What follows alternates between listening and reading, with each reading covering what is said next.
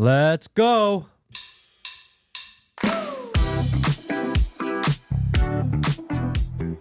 What if we let this roll out a little bit before we started today? I had my eyes closed. I know, you're ready. Good morning.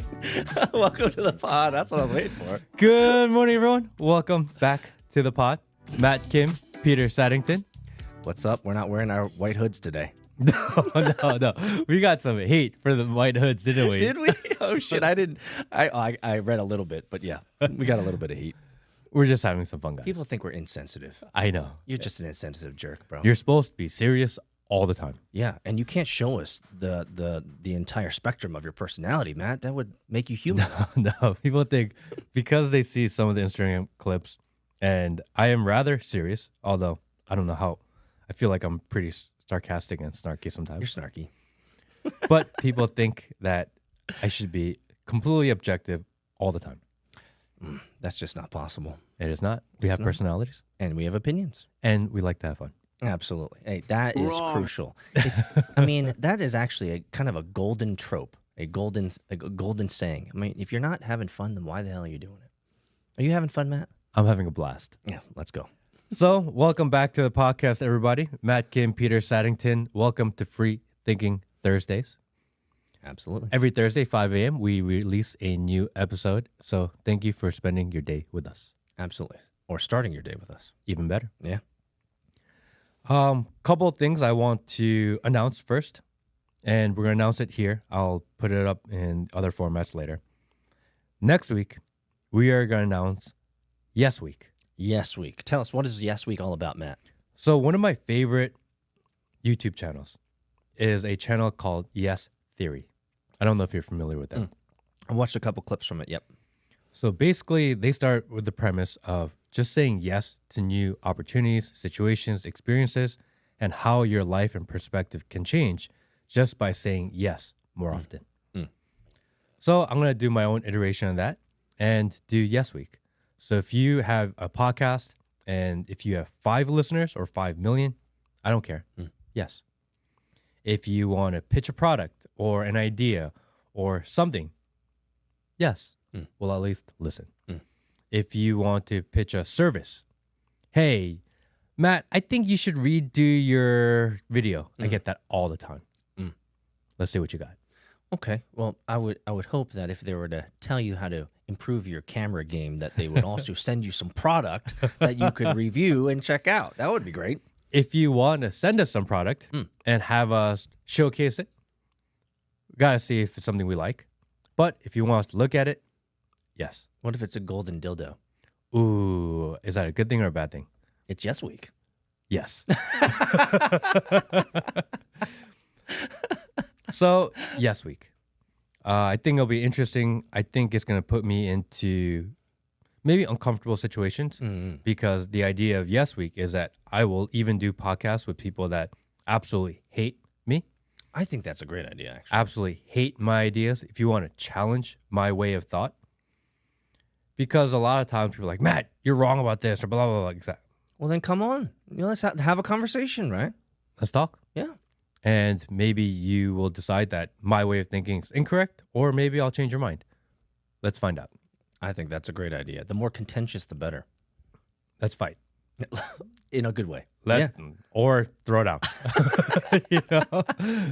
Either way, Yes Week is coming up next week, and we will put a link to how you can submit your request, maybe in the link tree. And there'll be a little thing. And Will, I think you're going to have to go through all the requests and do the scheduling.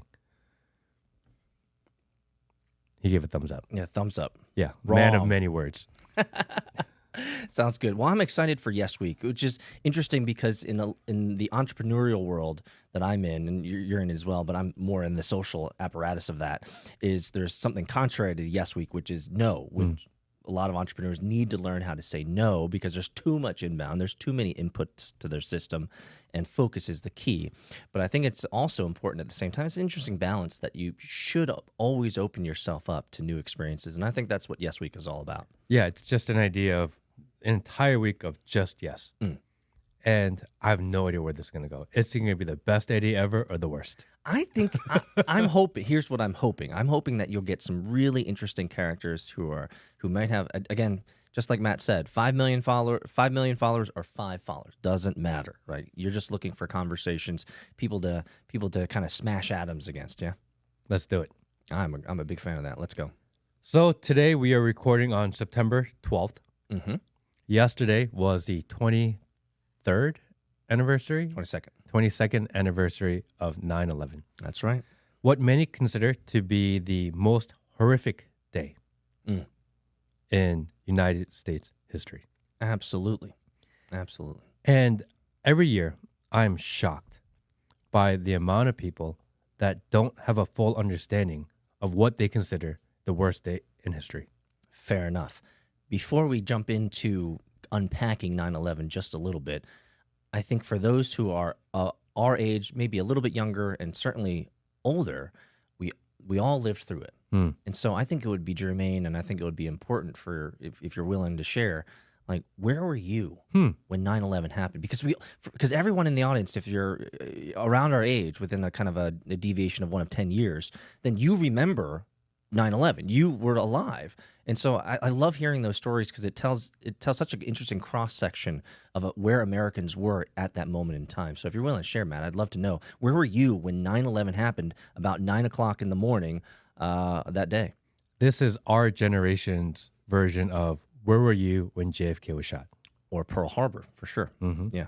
So every generation or every group of generations has their moment in history that they remember like it was yesterday.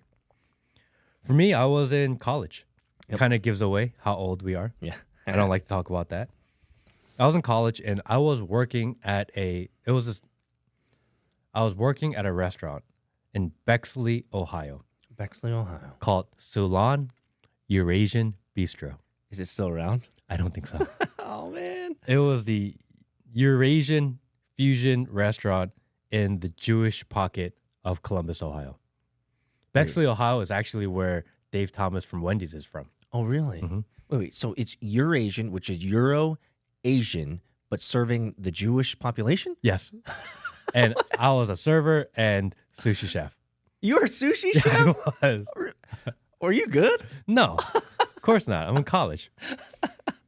But funny enough, they asked me to quit school and do sushi full time. And I was like, wow, no. Clearly, the bar was very low at that point. So you were at this restaurant. Did someone come up to you and tell you about it, or did you see it on TV? No, I was actually, so when 9/11 happened, I was driving to work because it was around 9 a.m. Yeah. And I get on the freeway to get to work, and every car on the freeway was pulled over. Oh. Not one car was driving. Oh. And I was like, what the hell is going on here? Why is everybody pulled over? Yeah, you wonder if there's like a Godzilla coming down the street or something like that. So I turned on the radio, and every news channel is talking about, every radio station is talking about this. So I pulled over too, and I started listening. I was like, what the hell is going on here? Because my family's from the New York area. Yeah. I have a lot of people that work in or around the World Trade Center. I grew up in New Jersey, so I'm very familiar with the area. And when you hear that happen, I'm like, oh, what the hell's going on? Eventually, I get to work, and nobody came in that day. We had one customer the entire day. It doesn't surprise me. And we took the little chef's TV from the back, you know, the ones that... it's like in the movies. Cooks, watching the back, the little one. The little tube. Yeah. And we put that on the bar, and we had it on the whole day. Everyone that was supposed to come to work showed up for work, and we sat at the bar the entire day. Wow. And the one guy showed up, and he sat with us, and the owner was also there, and basically whoever wanted a drink, like, it was on him. And that's how we spent the day, just in shock and awe. So tell me, after that first day, what were your thoughts about the New World Order? Because the world is like 9/11 changed the world. I mean, it almost innumerable ways. We had policies written. We had the Patriot. I mean, we completely, and I'm not going to get into unpacking it, but literally the entire world changed on that moment. So were you cogent enough after 9/11, when the next day happened, 9/12? Were you thinking about it? Did you think about how is this going to impact the world? Or were you just, I'm a student, I need to make sushi, I need to go to work? I'm curious about your mental models and your thoughts around 9/11 after it happened. My gut reaction was exactly what a lot of people had, which is, I need to get there and I want to help. Really? Interesting. because I'm familiar with the area. Again, I know a lot of people in that area. We're trying to call friends, call family. You can't get through because no one's phones were working. Phones were really archaic at the time anyway. That's right. Cell phones wasn't a big deal back then, guys. We actually had landlines. And you couldn't get through to anybody. And I remember turning on the news and people were showing up from other places to go help through the rubble. And my gut reaction as being a bleeding heart college student You were a was, liberal, weren't you? I want to go help. I don't know if I was liberal. I just felt like it was a big thing. They told us that the United States was attacked by terrorists. Right. And, you know, when you're 19, 20 years old, you're like, oh my gosh, this is my call. I got to go do this. I didn't go. It was just too difficult to get there. Yeah. You know, there was nowhere to go. You couldn't call anyone. You know, it just didn't happen. But I remember thinking, damn, I need to go. And flights were grounded for a while. Well, yeah, I was about to say, if you had tried, you probably wouldn't have been able to get in. I remember I was raised in New Jersey, too. I was raised up north, too. I was actually in New York, upstate. I was in Rochester when it happened. And the ingress, egress, the roads in, roads out, all blocked. Like, you wouldn't have been able to get in anyway. It was just chaos down there. But I remember days following, feeling that feeling of regret that I could have helped and I didn't. And then I remember maybe 3 or 4 days later going to the gas station, and there was 2 hours lines at the gas station. People don't remember that. That literally people were fighting in front of gas stations for their place in line because we were told that we're going to go to war with the Middle East, that gas would no longer be available to us, and everyone rushed to the gas stations and filling up their tanks, filling up their cars, taking their second cars, third cars, and it was pandemonium at gas stations. Thank you for reminding me of that, because that actually lasted for weeks. Probably, if I remember correctly, over a couple months. People were just like, no one knew what was going on. All we heard from the talking heads was we got bombed, terrorists, you know, Middle East somewhere, and no gas. So everyone's just like, okay, we need to stock up. So I remember that clearly. Yes, that happened. And then the aftermath of 9/11, because I eventually got to New York maybe a few months later, and New York City was the best place. That version of New York City was the best version of New York City I've ever experienced in my life. Oh, the camaraderie, the patriotism, something that we would never imagine seeing today. Everyone was so helpful. Everyone was so polite, which is so crazy for New York. People typically are very rude. Absolutely. Everyone was so nice, so polite, so accepting. The police were everywhere. And you have never felt so safe in New York City in my life. You got it. 100%. Absolutely. And then you start to find out what really happened. So let's just fast forward a little bit. When did you start thinking, or let's just say, when did the cracks in the narrative become more apparent to you? Probably not till a few years ago. It took me a while to realize what was going on. So why do you think that was? Is it just because you were busy with life, etc., or was it just that the narrative for 9/11 had been strung out for so long that people literally just got tired of, when's the 9/11 Commission coming out? Tell us the truth. Like, it was drawn out for such a long time that essentially exhaustion kicked in, and I think a lot of people just gave up on trying to figure out what the hell actually happened. I think that's exactly what happened. They told us a certain narrative in the beginning. They perpetuated that same narrative for the next 10, 15 years. Yeah, I was about to say a decade, yeah. You keep on hearing the same thing over and over and over again, and all of a sudden you lose interest. And the only way to find out the auxiliary facts of that day is if you spend the time on your own independently and dig. Or if you hung out with the copious amounts of like 60,000, 80,000 architects who've signed some interesting affidavits that say, you know what, we're official architects, we're actually really experienced in this, and nothing from the narrative makes sense. Correct. Right. So it took a while for me to figure it out. You have to do your own independent research. You're not going to see it on the news. So it took me a while, and I'm almost bashful and shameful that it took me so long to figure it out. But then yesterday on my story, because now that I know, I put up a quick question. How many World Trade Center buildings fell that day? I think if you were to ask that question, most people would say 2. And the people that follow me on Instagram, they're already considered conspiracy theorists. People are out there. You mean future correct people? Correct. There's a lot of future correct people on my page. So my data set would skew towards people that already know. Even then, something like 30% of people had no idea that a third building fell that day. Oh, really? A third building fell on 9/11, Matt? People had no idea. And people were messaging me like, what are you talking about? But there were only 2 planes. So how did a third building fall? Isn't that interesting? Ba-dum. On September 11th, we all know about Building 1, Building 2, the north and south building falling. Those are the big ones that you see in the pictures. Yep. There was a third building that's 47 stories high. So 47 stories, not a small building. Not insignificant at all. That fell almost like it was an implosion, almost looks like a controlled demolition. 47 stories straight down. Several hours later. There was a World 9/11 Commission that did their study, and they released it, I think, 10 or 15 years later. Yeah, it took a long time. And they said that it was due, after 15 years, their determination was that due to fire and debris from the buildings several blocks over, that this building fell straight down. Interesting. It fell. What is really interesting is this building 7 fell, and it looked like a controlled demolition. Will, do you have it up? Yeah, let's play this. Let's take a look at it. Let's play this real Let's quick. take a look at this. So this is the old tapes from Lower Manhattan and Building 7.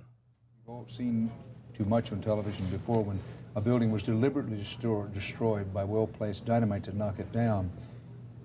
Wait, why is that guy talking about well-placed Did they dynamite? actually use the word brought down, and who was it that was telling you this? The fire department, and they did use the word. We're gonna have to bring it down. That's that is one of the most tidy destructions of a building that I've ever seen. I mean, Will, can you find a building, because they do a lot of these controlled demolitions in Las Vegas. yeah, they do them all over the world. Can you just pull one up just so we can look at that as a comparison Let's do a and reference? side-by-side comparison. Yeah, see if you can find one. A lot of people have no idea. So in this building was one of CIA's offices. In this office, they were meeting and trying to turn UN diplomats. The CIA is not supposed to be operating in the United States. No, I just chuckle at that. Okay. They're not supposed to be. Yeah. This New York City office was their largest office outside of DC. Right. That was registered under a different name, so people didn't know it was there, but they've admitted that it was there. And they admitted that, I think, 1 or 2 days after 9/11. So this is not something people had to dig up. People knew this. No one talks about it because they're like, damn, maybe we shouldn't have said that. But they did. And they were using that to get information from spies and diplomats and given to businessmen. Oh. So we have, okay. So this This is World Trade Center and another demolition. Eerily similar, isn't it? You know what's also eerily similar is that both the controlled demolition of this demolition controller and the World Trade Center 7, they also looked like kind of how World Trade Center 1 and 2 fell. They kind of look this. It almost looks like that World Trade Center 1 and 2 were also controlled demolitions, you know? And what I find so fascinating is they say that this World Trade Center number 7 fell because of fire and debris from the 2 big towers. However, hundreds of people in that area that were running away from the buildings, none of them were scorched. I mean, we have hundreds of pictures of people totally, covered in dust and debris, and none of them were burned. None. Actually, we have hundreds of videos of papers landing, nothing being burned. So both towers fell with very little burnage at all. And It's really curious to me. not much fire, Not much fire at all. but enough to take down an entire building. Enough to take down an entire building. And from what I was exceptionally intrigued about after the World Trade Center 1 and 2 fell, is that merely just a couple days later, they're already shipping all that material, cleaning it up, and moving it over to China, putting it on boats. Did you hear about that? And for people who are listening, this is not to belittle the deaths of people. Not at all. A lot of innocent people died that day And thousands, actually, that we still don't have documented. that are missing. Where did they go? It's not that I'd ever want to be in that position, but if you're a family member of someone who disappeared and literally no one talks about it whatsoever, it kind of reminds me of the fires in Lahaina. We have thousands of people that are still missing, but ain't nobody talking about it. I mean, what type of government or media apparatus would want to censor that or would want to ensure that we don't talk about it? It's crazy, isn't it? It seems like an interesting, some interesting ideas that you bring up. So we asked the question out to the public: how many buildings fell on 9/11? And still, there's a lot of people that still say 2. And the official story of 9/11 is that the hijackers met someone that's associated with Osama bin Laden on a train. And in a random haphazard meeting on a train, they decided to go to this random person's house. They plotted to do this, met or spoke to bin Laden, came back to the United States, and orchestrated this whole thing. That is the idea. That is the official narrative, that this all happened because of a chance meeting on a train. Yep. Sounds legit to me. I don't know why anyone would ever question that narrative. I mean, there's not a single hole in that narrative whatsoever. Clearly, 9/11 was a fluke, freak, mishap. It was just an accident. Actually, it was just an accident. That's all that happened. It was just a random encounter, just like how you meet someone random on the street, and after you meet them randomly in the street, suddenly You go to their house. you go to their house. I was about to say that. You go to their house, and sometimes you meet them randomly in a limo, and you give them money, and then they get drugs, and then they, they come back with the drugs, and then they do a little bit of hanky. It's kind of like that, isn't it? And then you meet random people and you go, let's bomb the country. Yeah, yeah. You know what? That's a conversation starter right there. I was going to ask for a light for my cigarette, but thanks for the light for my cigarette. You know what? Now that we're talking here, smoking together, we might as well just bomb something, right? Yeah. Clearly. Yeah. Apparently, that's the official story of how it happened. There's too many coincidences. There's too many anomalies, and we live in a world, even in 2001, especially with the Pentagon, because the Pentagon was also bombed on that day, Which is crazy. which is absolutely nuts. A lot of people know. Some people do not know. The day before 9/11, Donald Rumsfeld said in a press conference that the U.S. is missing $2.3 trillion. $2.3 trillion, man, that sounds really familiar. It's kind of like how we're missing like $5 billion to Ukraine or something. I don't know. $2.3 trillion 22 years ago is a lot of money. I mean, it's a lot of money. Double It's a lot of money now. Yeah. But $2.3 trillion in 2001 is crazy. That was more than the national debt Yeah, that was missing. that's actually yeah, absolutely. And there was a division of the Pentagon assigned to locating that money. What happened? Where is it? Where do we fat finger? Yep. Where are the files? Let's gather it up. An official portion of the Pentagon was researching and looking for that $2.3 trillion. Yep. The $2.3 trillion that Donald Rumsfeld himself said that the U.S. government is missing and looking for. Mm-hmm. During 9/11, we had a plane crash into the Pentagon, although no one's ever seen a picture of this plane. No. Allegedly, a plane crashed into the Pentagon at an angle which is almost impossible for planes to go, according to flight engineers. That plane hit the portion of the Pentagon that was researching and looking for and storing the data on $2.3 trillion. No, you're telling me that it was an exact hit on the one section of the Pentagon, the 5-sided building, that one area that was researching the missing 2.3 trillion. That was the specific area that was bombed? It's just so coincidental. Dang, man. Daggone. These terrorists are damn good. They're so lucky. I Because know. remember, they were just hanging out. Yeah. They just on a train. on a train, and they're like, let's see if the stars will align, and if we do certain things, it'll make, havoc, and it'll just work out, is what they were saying. So let's take out all the conspiracy theory parts, and let's just stick to basic facts of what happened that day. Multiple buildings fell, including the building that houses all the CIA's private data on basically spies within the United States, working with the UN, and the information they're giving to businessmen locally. That building is gone. Building's Fact. gone. Fact. The office that is investigating $2.3 trillion for the missing money for the U.S. government, gone. Fact. Because of these acts, we've had acts such as the Patriot Act, which has basically taken away some of our freedoms, and the establishment of the TSA.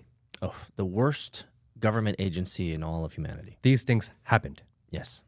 We started a war with Iraq, Afghanistan, and countless other countries in the Middle East. Yep. 20 years, guys. 20 years we went to war for this. We declared Muslims enemy of the state. Yes. Which was Happened. huge.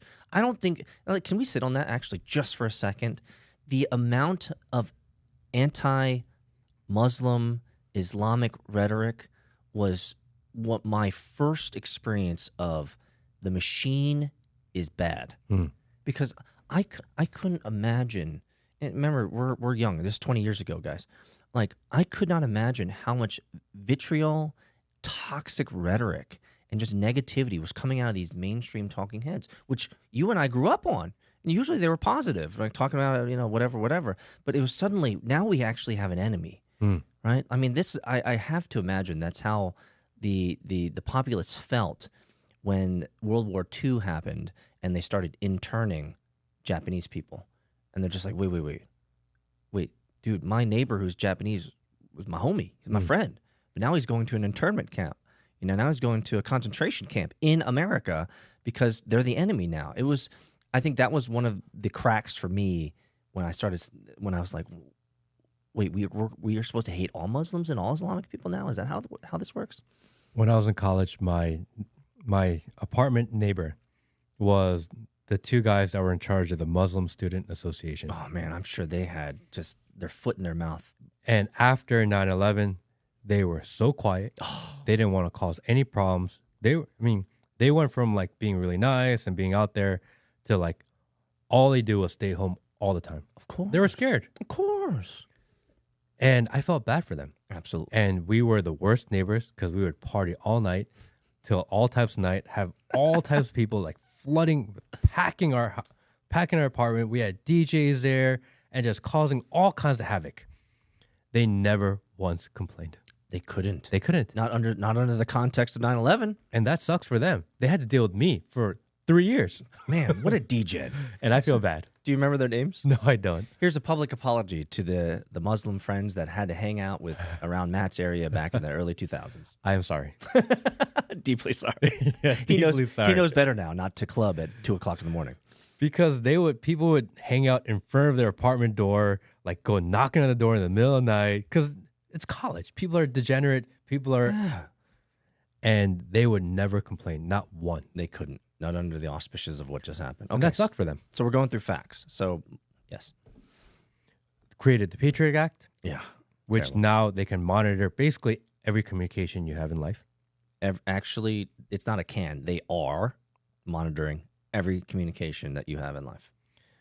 Establishment of the TSA, which now they make you do this stupid dance. They like holding your balls. It is a control mechanism. Yep. It is a public humiliation mechanism. Yeah. It's also to see who is compliant and who is not. Yes. When they take the innocent woman and they pat her down aggressively in front of everyone to see. Mm-hmm. They're not trying to find out if she has a knife in her thing. She doesn't. Yeah.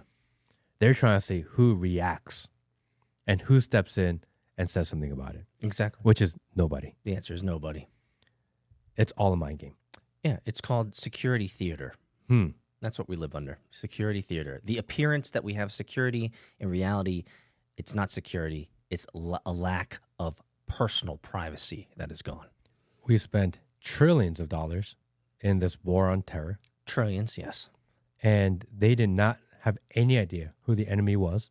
They just decided, hey, look at 9/11. They came after us. We don't know who they are. Let's just start attacking everybody. Yeah. And let's just spend unlimited money to do it Ungodly amounts. and take away American freedoms in order to achieve it. It's a scary moment. People remember, and they say, remember, never forget, never forget, never forget.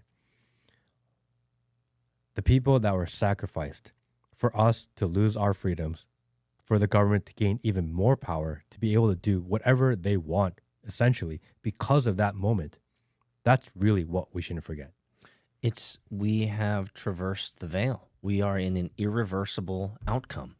The 9/11 began a slow and soon, as we see now, accelerated the growth of government control and lack of government oversight and absolutely overreach into the personal world. We now live in a world where literally everything is monitored. Actually, let me back up. Not monitored. Everything is collected. Whether it's monitored and actually, they're actually listening to you is another question. But we know for a fact, NSA, CIA, all these big three-letter agencies, they are all collecting information from AT&T, Verizon, T-Mobile, all these Comcast. They're all getting the feeds directly into their systems, man. So absolutely, we've lost any semblance of privacy. I find it fascinating when people still believe that your cell phones are private and your Skype conversations are private. They are not at all. And we know that the government is incompetent at what they do. And if they are trying to collect everyone's data and store it, storing data is not easy. That is a technology in itself. If they're storing all the data, what are they doing with it? The chance of them keeping it safe and secure is like 0%. 0%. They are not only are they selling it and trading it, but they're also just losing it. Yes. How often does the government get hacked? All the time. More than we'd like to know, actually, frankly. So they're collecting all of our personal data, again, whether they're actively monitoring or not. But we know they're collecting. That's the For key. sure they're collecting. But who else is monitoring once they get it from them? Oh, there's an entire marketplace full of billions of dollars of personalized data that is literally bought and sold by our own government. Fact. You guys can look it up. It's not hard to find. And if you go into the dark web, you can actually buy people's data. You can buy 1 million people's worth of data for like $10. It's so cheap. So cheap. Yes, and I have, and I won't tell you why I know this, but I have had multiple, let's just say, opportunities to buy hundreds of millions of pieces of data for literally pennies on the dollar. It's crazy how cheap our data is. Because it's so Worthless. ubiquitous. We're worthless. Yeah, we are just numbers on the docket, man. Absolutely. At the end Very of small numbers. the day. Yeah, you got it, man. We live in a world where everything is collected, and it is fascinating that more people aren't upset about this idea. But I think what you touched on earlier about never forget, that reminded me of a video. You don't have to look it up, Will, but there was a guy that was interviewing the generation Y or millennials or something like that, and he was asking them. They were younger people, and he was like asking about what 9/11 means to them, and it was so fascinating, the answers. I remember one girl, she's like, well, if they're hiding all this data in, all these buildings and stuff, well, why don't they just look up the backups? In 2001, we were backing stuff up on fucking CDs, bro. CDs and paper. What people forget is there was this huge issue in 1999. Remember the 2000? All the computers were going to go down. Y2K? Y2K. Everyone was trying to back shit up because it was on on CDs and floppy disks, and like we did not have good data back then. So it just that perspective. When I listen to that girl ask, like, why don't they just look it up on the servers, or why don't they just download the data? It's like, girl, like we lost all that data for a good reason. They wanted to hide this data, the CIA data in World Trade 7, the amount of the budgetary, let's just say malfeasance that happened with the $2.3 trillion with Donald Rumsfeld. Like they lived in good times when data was actually not backed up. It's going to be harder today because data is backed up. Can we just touch on that Y2K real quick? How crazy that was. If you're not over 35 or 40, you have no idea. This was almost a precursor to COVID lockdowns. Let's be honest. People were going crazy. For people who are not aware, or maybe a quick refresher, the end of 1999, the world panicked. It was January 1st, 2000 was going to be the end of the world. Yes. Because the computers and everything that we trust in technology, no one knows what happens when we roll over an extra digit. Yep. The whole economy is going to crash. All banking is going to crash. Yep. All flights are just going to fall out of the sky. Yep. World as we know it will end. And can I cut in? Nothing Matt is saying is hyperbole. We literally heard news people telling us this, saying, there could be the chances that all the systems and terminals shut down.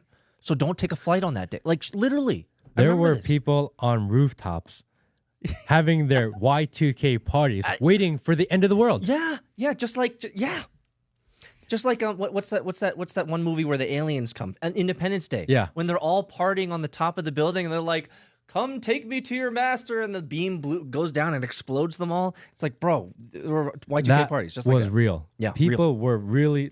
They had Y2K parties, thinking, "This is it, guys. Yeah, I love you guys. I'll see you in the next one." Like people really said goodbye to each other because we thought the world was going to end. Yeah. And they told us that every single day leading up to it. Yes. And not only that, the people who had those Y2K parties in 1999 are the same people 20 years later putting on masks in a car as they're driving alone. All in the cities. I'm telling you, bro. It was a precursor. Like, I'm sure the government powers that be, when they saw how much they could rile up the citizenry around Y2K, were like, damn, man, like, we can totally scare these people into submission. This was easier than we thought. It's easy cake. Absolutely. And then after the whole Y2K scare, nothing happens. Nothing. Literally nothing happens. Nothing happens. Not like the smallest glitch. Nothing happens. We get 9/11. Yep. And all the things that they learned during Y2K, it's almost like you can roll it out bigger. Exactly. And then after 9/11, you can't do it again anytime soon. You give it some time. Right. Give it some time. We milked 9/11 for 2 decades, 20 years. Trillions of dollars were spent. And what did we get? What was the prize at the end of 20 years, Matt? I think we have really long TSA lines. Oh, no. I take that back. They gave us pre-check. Thank you. 20 years of war, hundreds of thousands of lives lost, even on American side, millions of lives displaced in the Middle East, and all we get for that was a T-shirt, longer lines, and someone holding my balls and asking me to cough. And interesting enough is that we get TSA. Everyone hates the process, so they give us pre-check. And what do you do when you get pre-check? Right. We got pre-check. We voluntarily give up all of our information to the government and register with them. Exactly. I've registered with the government to save my 15 minutes. Brother, you're just part of the Borg now. Have you? Of course. It's that easy. I have TSA pre-check. I have clear. Global entry, and I have clear. Yeah. Because I used to travel all the time. We are so anti-establishment. However, if it saves you 15 minutes of inconvenience, I'll give you my left kidney. I will give you everything. Yep. And then we're like, oh, how dare they ask us to do a digital ID? That's We one of my- signed up for pre-check. We gave them everything. That's what my- we literally filled out like background forms for them. That's one of my favorite memes is when someone's like, "Man, the government's trying to get all my information. They're trying to make sure that they have everything." Bro, do you have a driver's license? They already have all your information, bro. They create these situations, and we fight it, and we seem like we're fighting it, and unknowingly, we voluntarily give them everything they want. We capitulate at the end. It's crazy, isn't it? Well, the equation is very simple, Matt. It is privacy or convenience. You want convenience, you don't get no privacy. You want privacy, life's not convenient. That's it. So we trade. The equation is very simple. We trade privacy for convenience. That is the economic decision that we make every single day. Do I want to have access to all my homies on my iPhone? Well, then guess what? No privacy. Every time I text you, it's being collected somewhere. If I want to have privacy, then guess what I'm doing? I'm calling you on a landline, right? I'm sending you a hitting letter. up with a beeper, right? I'm sending you a physical mail. So I think we live in a world, and I'd love for people who want to comment and ask and tell us if there's other solutions to this. But the way that I boil it down, Matt, is that equation simply: privacy or convenience. Which one do you care about most right now? And during COVID, the thing that people were most worried about was vaccine passports. Yeah. I will not fill out this damn form, and I don't want a passport to do it.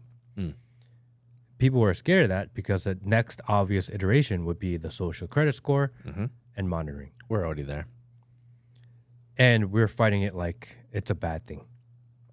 It is a bad thing. However... Wait. I didn't like that. Let me downvote you. All right, Matt. Your social credit score is now dropped to 69. Nice.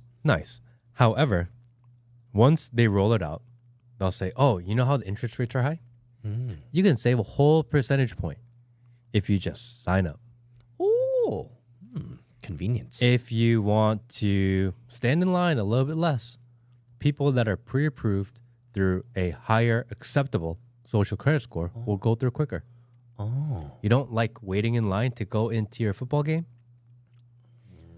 People with better social credit scores who are not known to be rowdy will let you guys in faster. That makes sense.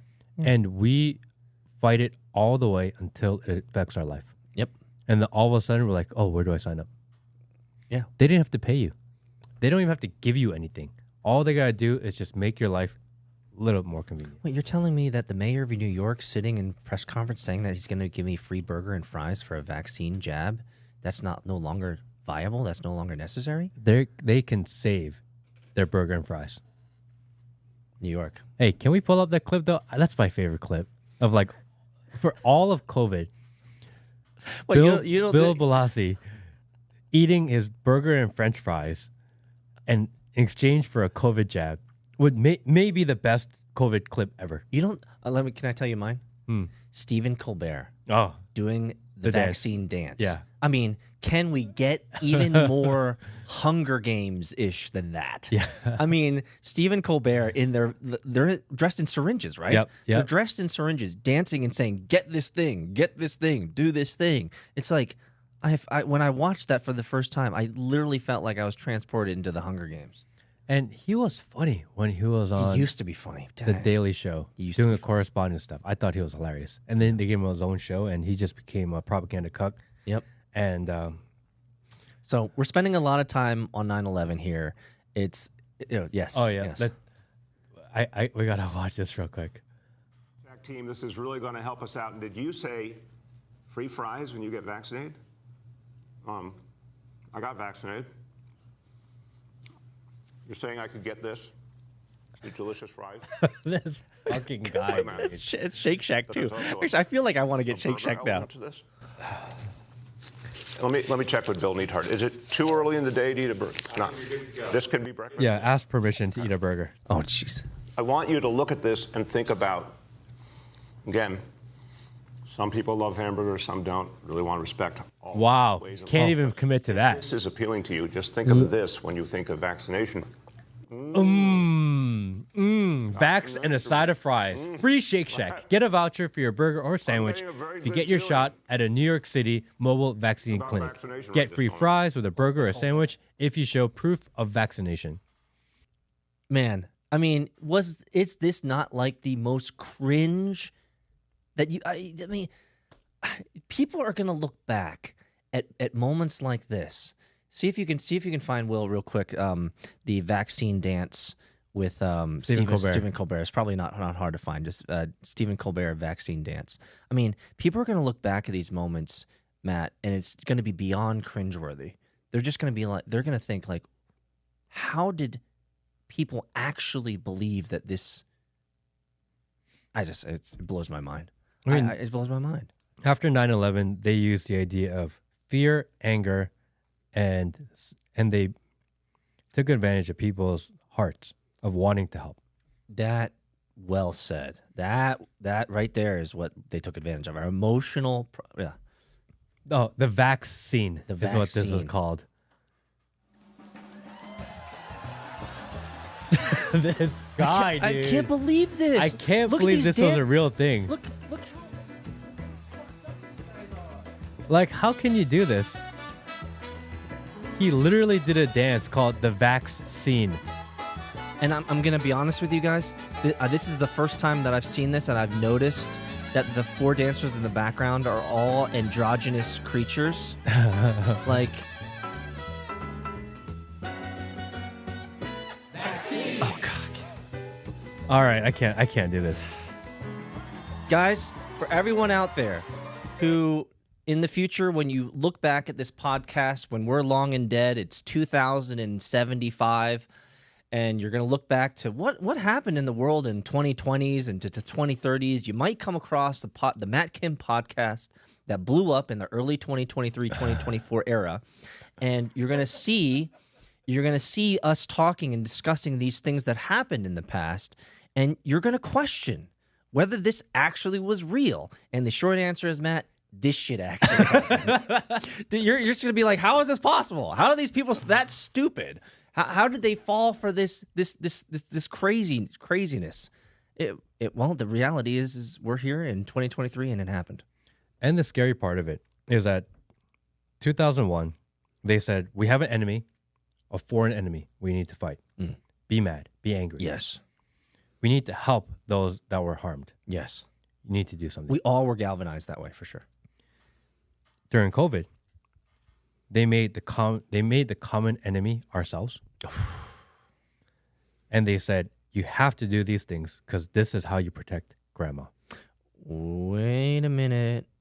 I don't know if we're getting into this yet, but I'm going to disagree with you because every single talking head that I've seen, from Trudeau to Fauci, they all told us just in the last week that they did not force us to do any of this. Can you find the Joe Biden clip on vaccine and that their patience is wearing thin, that this is something you have to do? There's a COVID vaccine speech he gave. I think you're lying because all of the talking heads that I have seen this week, including Fauci, and they all said that they did not force us.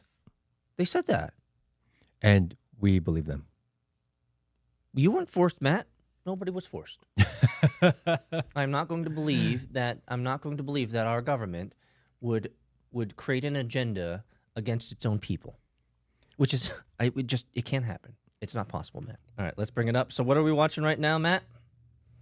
All right. Just got to hear it. Unvaccinated Americans is this. What more is there to wait for? What more do you need to see? We've made vaccinations free, safe, and convenient. Free, safe. Vaccine is FDA approval. Not anymore. Over 200 million Americans have gotten at least one shot. That's sad. We've been patient, but our patience is wearing thin, Yeah, he said that. and your refusal has cost all of us. He said that. Oh, shit. Please do the right thing. But just don't take it from me. Listen to the voices of unvaccinated They're all Americans dead now, though. who are lying in hospital beds, taking their final breath saying, if only I'd gotten vaccinated. Yeah, he really said all this stuff. Forgotten about this. Yeah, it's crazy, isn't it? CBS. Please don't let it become yours. Yeah. But Matt, Our patience is wearing Matt, thin. you misinterpret his sincerity. He's not telling you to do this. He's just deeply concerned. we are making it easy. It is free, safe, and effective. And how dare you not comply? So can I ask you? My patience is thin. My job is to ask questions. So let me ask you a question. If the vaccine was free, safe, and effective, because it's saving lives, that's the assertion, right? It's free, it's safe and effective, and because it's saving lives, then why isn't chemotherapy free? Why aren't other medical procedures free if they're saving lives? Curious. It's curious that the vaccine would be free, but if you have cancer, which is clearly obvious and proven, and you can scan for it, and it's going to kill you, so you should probably get chemo, or you probably should get some type of intervention, clearly. Why do we have to pay for that when this COVID had one of the highest death rates possible? It's not free. We're actually paying for it. Well, you understand my point, though. It's because any drug dealer, you always give the first taste for free. They've said that this mRNA vaccine is free, safe, and effective for COVID. It's getting, prior to COVID, no one had any idea what mRNA vaccine was. It's a new technology that no one had known, untested. How do you test it? You roll out to the masses. Now, they're going to use the same technology for cancer. Joe Biden has said multiple times in speeches that he will cure cancer. I thought he said he already did. He said he will cure cancer, or he did cure cancer. This guy's got cancer figured out. And the solution to that is to use mRNA vaccines. I see. And the new technology. I see. So you make it free, you get everyone normalized to a new way of giving a vaccine. You redefine what it means to be a vaccine. Right, we've done because before a vaccine is you get it, you don't get it. You get the shot, you don't get the disease. Now, you get the shot, you lessen the disease, allegedly. Now they roll out to other things that are more difficult, like cancer, and they say, hey, we have this mRNA treatment that could work for you. And people are like, oh, yeah, I know what that is. Oh, and it only costs me $15,000 per treatment? Why not? Exactly. It's safe and effective, and it's worked for millions of people. I don't know. Maybe that's what it is.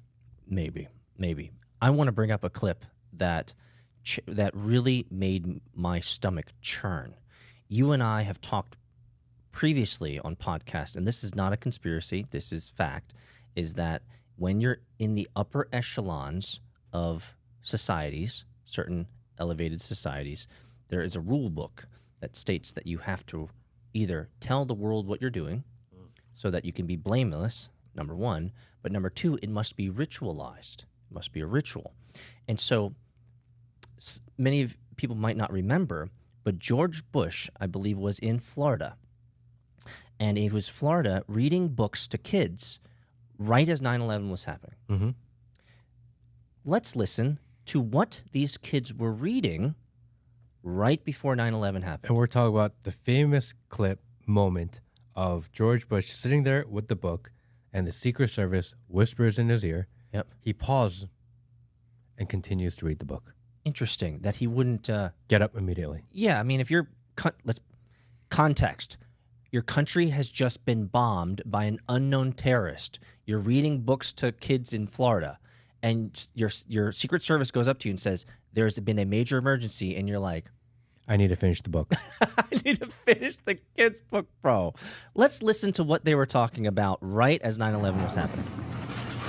Get ready to read all these words on this page without making a mistake. Look at the letter. Look how happy he is. And remember the sound it makes. Get ready. Kite. Yes, kite. Get ready to read this word the fast way. Get ready. Kid. Yes, kid. Sound it out. Get ready. Kid. Sound it out. Get ready. Kid. What word? Kid. Yes, kid. Boys and girls, sound this word out. Get ready. Seal. What word? Seal. Yes, steal. Read these words the fast way. Get ready. Play. Yes, play. Get ready. Must. Yes, must. Let's read these words the fast way without making a mistake. Get ready. Kite. Yes, kite. Get ready. Kit. Yes, kit. Get ready. Seal. Yes, steal. Get ready. Play. Yes, playing. Get ready. Must. Yes, What? must. Boys and girls, pick your reader Are you up serious? from your seat. Open your book up So- to lesson. We can pause it right now. So What I'm saying. I've never seen this before. This was a huge wake up call for me, big crack in the matrix for me when I first saw this. That George Bush, we all saw the clips that you saw. George Bush Secret Service went over to him and told him about the first tower being hit. What they cut out was what we just witnessed was the 6 words: kite, plane, steel, building must hit. Like, is that not seem like a ritual to you? With out of all the words, brother, in the American and English dictionary and lexicon, and all the words those kids were told to repeat out loud, which is very ritualistic to me, these specific words: plane, hit, steel, must. I would use the word chant. That's more what it sounds like. Sounds like. This is crazy. I never knew that. You never seen this before? I've never seen Did that you see before. George Bush and his smile? He was smiling all the time. He knows what's going on. So I'm not saying anything other than what I'm seeing. This is what my eyes and ears hear and see, and I am seeing a man who his country was just attacked by an unknown terrorist group, and right before that happens, they are chanting, I like the word there, chanting very odd and specific words: plane, building, steel, must hit. The kite, if I were to be going to racial, isn't kite similar to Jewish people? Didn't we have 5 Jewish people that were arrested on 9/11 that were dancing on buildings while they were watching 9/11 happen? That were eventually let go, I believe. Yeah, that doesn't seem odd to you, does it? And I don't know if they were Jewish. They said they were Israeli. Israeli, Jewish, kind of the same. Mossad, who knows? But these are facts. You can look them up. You can look up 5 Israeli dancers, 9/11. You will find that the FBI did. They did arrest them. They talked with them or something, then let them go on their way. But I find it odd that you would. Let's put it this way.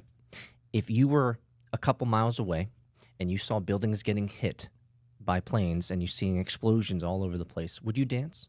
I don't know. I'm just asking the question. There was no internet. Maybe they didn't know.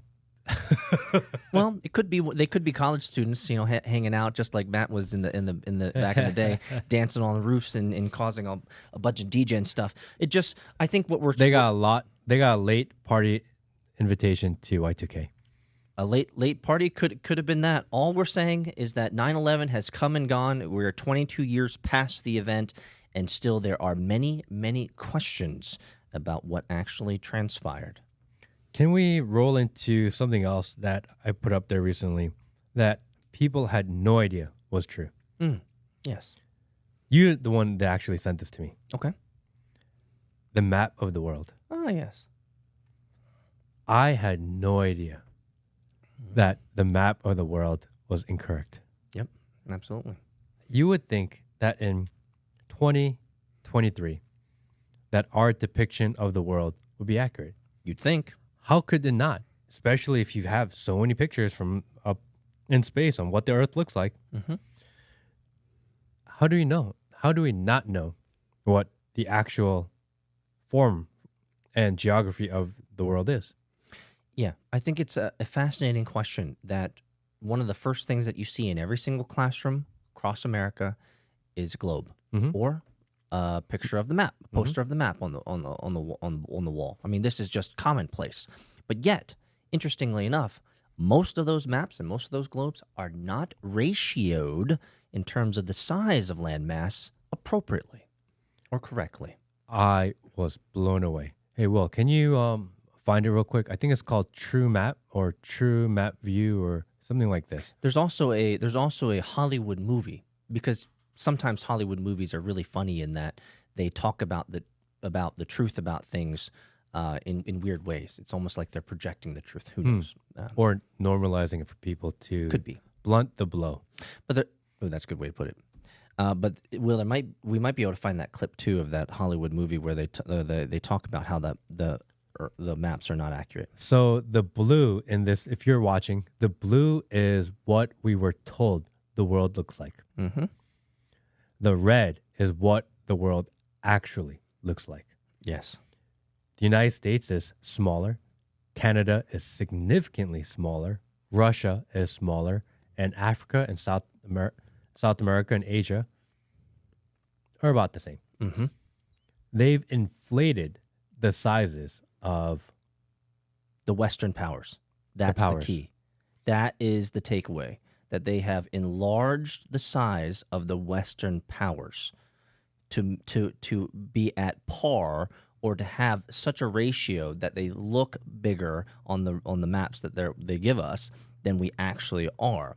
Some would say the reason is obviously from the older days when we were at war more, we were trying to, figure out how to own the world and, manage the world, and the Western powers were the ones that were trying to do this. And there's people who say that the reason why we've, let's just say, exaggerated the size of the Western powers is a show of force. That's intriguing to me. But is Canada really a Western power? It's just North America in general. Yeah, it's mostly just you're not wrong in that. But they're part of the alliance, right? Where if we were looking at the World War II, we had the axis of evil, right, and we had the alliance of good, right? I mean, the reality is that North America is tiny. Most people don't realize that how large Africa truly is, and I think that's one of the concerns from the global elites and politicians. If Africa actually woke up, not only do they have more minerals, natural resources, and just amazing amounts of just wealth out there, including gold, clearly. If Africa actually got galvanized and they got unionized, like the whole whole continent, then they could truly be the greatest power on the planet. Look how much bigger Africa is compared to China, compared to Russia, compared to America. There are 3 Americas, probably 3.5, maybe 4 Americas could fit in Africa. So if Africa actually got their shit together, they could literally be the most powerful continent on the planet. I mean, they have the people, they have the resources, they have the land mass size, they have the ability to self-sustain. They don't need anybody. Yeah, they don't need nobody, actually. Which is interesting because every country is trying to get into Africa right now, essentially fighting for control of Africa. Oh, yeah. China and Russia are big time, right? The highways they're trying to build, the infrastructure China's trying to build in Africa, get them under debt so that so China can run Africa. Yeah, big deal.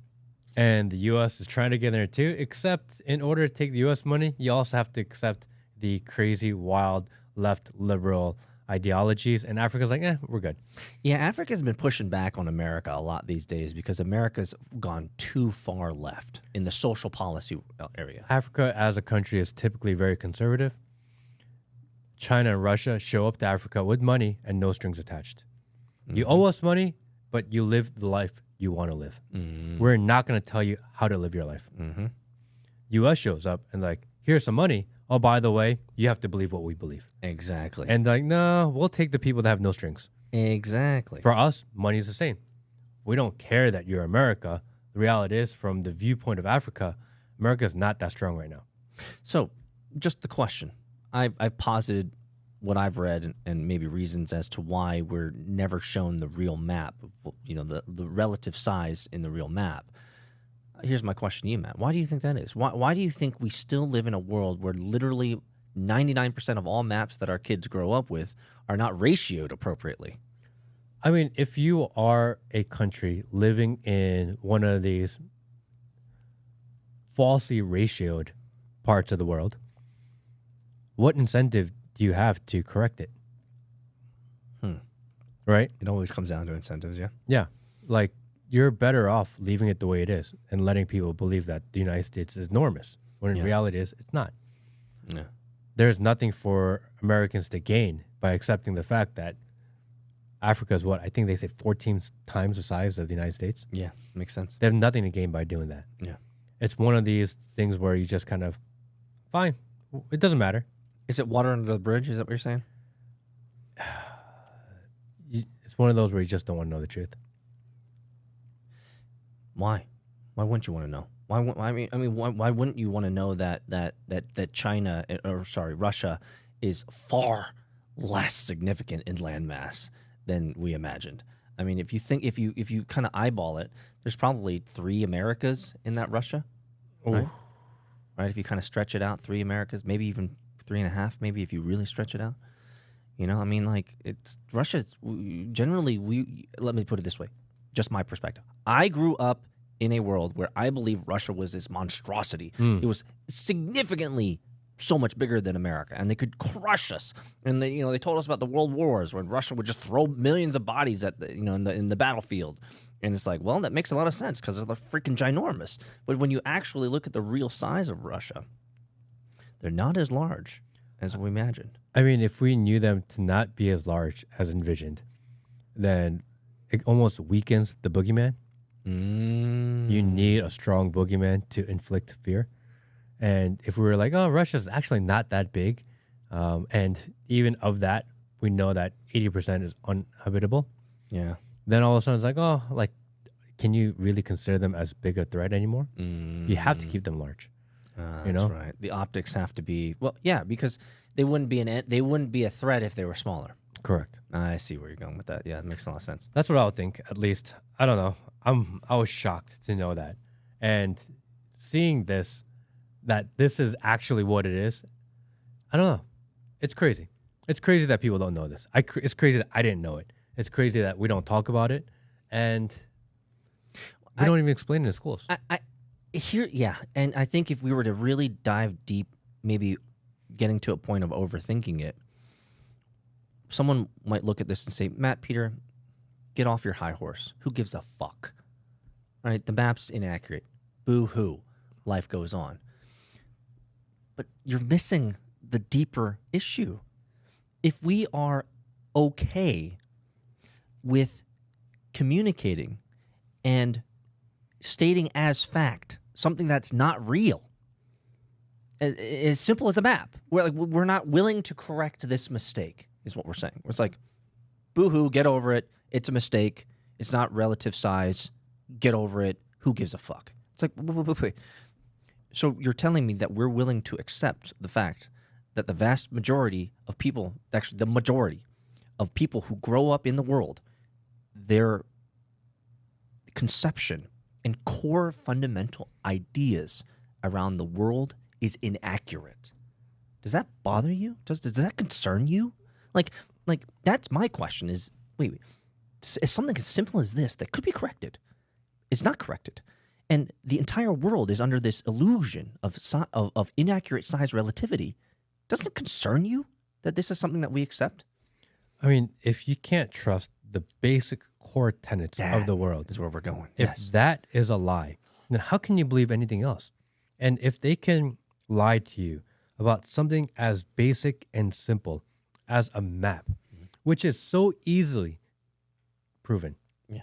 If they can lie to you about that, they can lie to you about literally everything else. They can lie to you about a virus. They can lie to you about planes. They can lie to you and tell you that they're chanting with kids, and then all of a sudden it happens literally the second after. That BBC reporter can say, oh, there's a Building 7 that went down, and then 26 minutes later, Building 7 goes down, and they're like, oh, fact check, it's not true. I'm like, no, you just said that. Yeah. They can do all these things, especially if they've convinced you of the most basic thing, such as geography. Ooh, I see. I like your string of logic there. You have to be able to accept the basic truths. They need to tell you the truth about the most common denominators of life. That's the foundation of truth, and you build on that. Yeah, and if it's not real, then it kind of gives them license to be able, like, look, fuckstick, you're clearly not smart enough to realize that we're lying to you about the basics of reality, a map.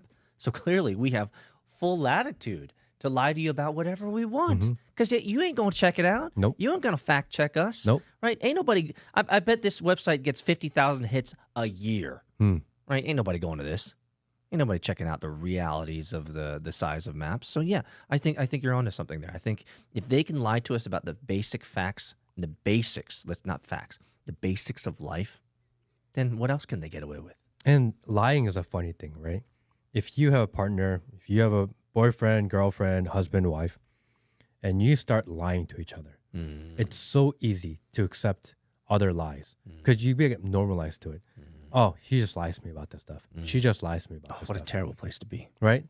That's the thing about lying. Once you accept one lie and you decide, nah, we're going to stay together anyway. Now you've normalized lying. It never goes away. Man, we're just in a really bad relationship with the government, aren't we? We are. We are. And we've accepted it. I think next week we talk about what we can do. Maybe. I think that's a good one. We wanted to talk about Wikipedia today. We're running long. Well, yeah, we'll talk about it. I think we'll talk about Wikipedia next week because that's... Well, this was a, if I can say, I don't think we missed out on not talking about those topics, Matt. I think you and I really enjoyed actually this conversation talking about 9/11 because this is something that is deeply seared into our memory. We lived through this, especially at a moment when we were in university where we were actually fully aware of what was going on. Like we weren't. If you're a 15-year-old, it's like it's right at the age of you kind of remember, but you weren't really there. In your, if you're in your 20s, like we were, then it's like daggone, like this is a big moment, and I'm appreciative of us kind of going down memory lane a little bit here, unpacking some of the interestingly inconsistent and odd statistical anomalies and coincidences that happened around that time frame. And I think that's valuable for our free thinkers of this podcast to hear because we lived through it. Some of our listeners and some of our subscribers weren't even born then. And so I think this is a perspective that I think, especially in America's history, cannot be communicated, repeated, or talked about enough because it is, in so many ways, I think the world completely shifted after 9/11, and we have never been the same since. And for the older generation that is with us, that enjoys our content, that is active subscribers and listeners of our podcast, you have your JFK moment. Yeah. Where were you when JFK was shot? They use that to go into other wars, Cold Wars. When they found out that the CIA was most likely actively involved. Did you hear about that recently? Yes. Yeah. They are like, what? Because for them, this was their moment, right? Yeah. This is JFK getting shot was the moment in their lives that changed their perception of the world, that changed life as they knew it. Yeah, life was no longer safe after that. And once you realize that was also an inside job, can I just, allegedly, I don't know if I'm allowed to say that. Can I state for the record? It is fascinating to me that the first conspiracy ever in American history, the JFK assassination, the first conspiracy ever was just found out to be a conspiracy. I mean, when the first, the CIA coined conspiracy theory terminology because of that, because people were questioning the narrative. And so now we live in a reality 60 years later where the first conspiracy ever has now been proven to be a conspiracy. What does that mean about all the 10,000 conspiracies since then? We're about to find out. One last thing before we call it a day. Quick home update for people who are interested. If you stuck around this long, then you may be interested. I'm moving. We talked about the house that we got an opportunity to buy and just kind of came on the radar, and we're going to move. And it's something that I've been struggling with because everything's moving so fast. And we live in an area where I'm literally 3 minutes from the office. I live close to all my favorite restaurants. We are near all our friends and people we know and our network of people. And I had an opportunity to move into a more rural part of Georgia. I think up there it's like 1.7% Asian. Ooh, that's a big difference from Duluth here. That's a big difference from where we are. And I don't know. It's been something I've been thinking about because now I got to add more time into my commute. Now I need to, it's a much more conservative area. And I'm struggling with the idea if that's good or not. Because at the surface level, to take my family somewhere safer, more conservative, somewhere that has stronger family values is a good thing. I would Everything you just said, I'm agreeing with in my heart. I think all of those are good things. If you want to raise a successful child, you want them to be a little bit conflict. You don't want them growing up in a bubble. Not wrong. You don't want them growing up with the bumpers on. You want them to get banged up a little bit. You want them to experience, maybe it's such a horrible thing to say, but you want them almost to experience a little bit of hate. You want them to experience hardship. You want them to be in an uber competitive environment. Man. And it's my responsibility to teach her how to handle those situations properly. Taking her out to the more country conservative side where she won't have much struggle, won't have as much hardship. I question if I'm making the right decision. I could wax poetic on this for a long time. So I will not respond because I think this is probably a conversation you and I should unpack together, because from some of the things that you've said, it's not that I disagree. It's just I'm wondering to the degree in which it actually is valuable, right? I mean, certainly you don't want to live in a neighborhood where you have tons and tons of scholars who are constantly, beating up random people, right?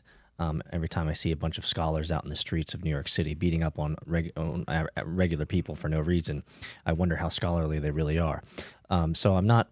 You definitely don't want something like that, but at the same time, you don't want to manufacture trauma. So I'll leave it there. I have my own opinions because my wife and I built our house and we moved to an area that is generally more safe, not with a bunch of scholars hanging around all over the place. So I think we should probably save that for another conversation later. But your neighbor, your Karen neighbor, is literally named Karen. Yes. So you have to deal with that. I do have to. I mean, and that's trauma. There's trauma there. Like she lives out her trauma, and she makes sure that the entire neighborhood knows what type of daddy issues she had when she was younger. And where I'm moving, it is all kumbaya. Yeah. So you don't have any scholars there? There is nothing bad going on in that neighborhood. No scholars. So, and everyone's really polite. Everyone's really Southern. Everyone is really Christian. So it's an amazing area. But again, I almost wonder, do I need to give her some hardship? Things I think about. Appreciate you, buddy. Thank you, everyone. Have a great week. See you next time. See you guys. What are those scholars? We're like, scholars? Why don't you want your kid living around a lot of smart people? No, I have chosen to only call people who are scholars.